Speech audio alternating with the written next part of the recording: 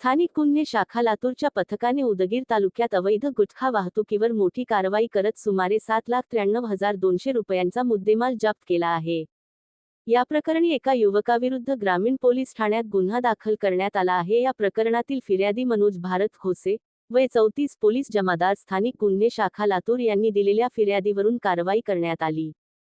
आरोपी ओमकार नरसन नरहारे, वय 21, राहणार हैबपूर तालुका उदगीर, सध्या राहणार आष्ठामोड तालुका चाकूर, यास ताब्यात घेण्यात आले आहे. गुरुवारी दिनांक 13 रोजी सकाळी 10:50 वाजण्याच्या सुमारास डिग्रस गावातील छत्रपती शिवाजी महाराज चौक ते हेर जाणाऱ्या रस्त्यावर नामदेव रामा कोंबडे यांच्या घरासमोरील रोडवर ही कारवाई करण्यात आली. या कारवाईत पोलिसांनी 44 पोत्यांमध्ये भरलेला विमल पानमसाला गुटखा किंमत 2,74,560 रुपये, 44 छोट्या पोत्यांमध्ये VI नावाची तंबाखू किंमत 68,640 रुपये, तसेच मारुती सुझुकी कंपनीची स्विफ्ट डिझायर चारचाकी वाहन क्रमांक MH12KN 3966, किंमत अंदाजे 4,50,000 रुपये असा एकूण 7,93,200 रुपयांचा मुद्देमाल जप्त केला. महाराष्ट्र शासनाने प्रतिबंधित केलेल्या तंबाखूजन्य पदार्थांची विक्री व वाहतूक स्वतःच्या आर्थिक फायद्यासाठी करण्यात येत असताना स्थानिक गुन्हे शाखेच्या पथकाने ही कार्यवाही केली आहे. हा गुन्हा गुरुवारी दुपारी 3 वाजता नोंद करण्यात आला असून पुढील तपास पोलीस उपनिरीक्षक राष्ट्रपाल लोखंडे करीत आहेत.